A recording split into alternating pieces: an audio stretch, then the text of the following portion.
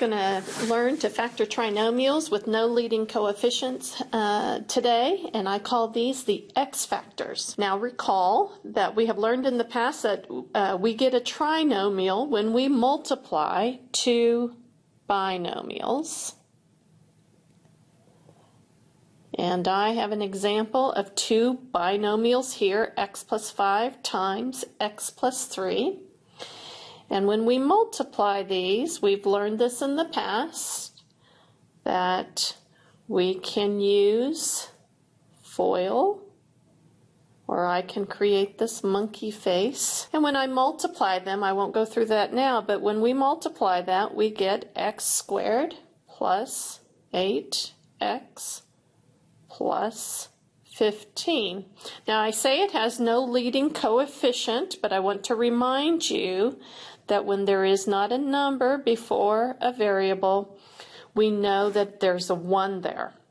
But we still say this has no leading coefficient, and these are the ones we're going to learn to factor today. So when I factor a trinomial that looks like this, we're actually going the opposite way. We're starting with the trinomial, and we should end up with two binomials.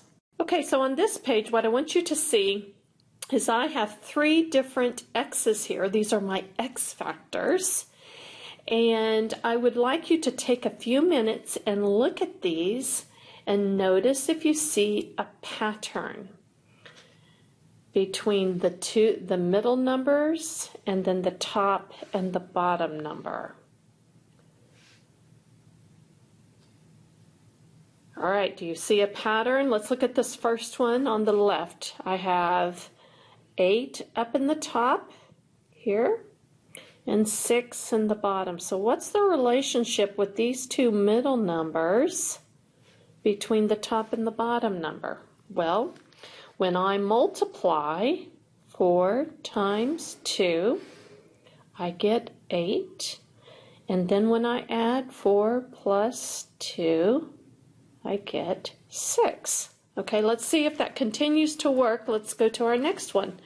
I have 3 and negative 4 in the middle, negative 12 up top. Well, if I multiply 3 times negative 4, sure enough, I get negative 12. If I add 3 minus 4, I get negative 1. Okay, it keeps working, so let's keep going. Negative 1 and negative 5 in the middle. If I multiply them, I get positive 5. I won't rewrite it. And if I add them, I get negative 6. These are the x factors. This is the tool I want you to use every time you see a trinomial. All right, so let's do a trinomial together. Let's factor it out together. Here we have x squared plus 5x plus 6. And I've drawn the x already, but every time you see a trinomial like this, draw a big X.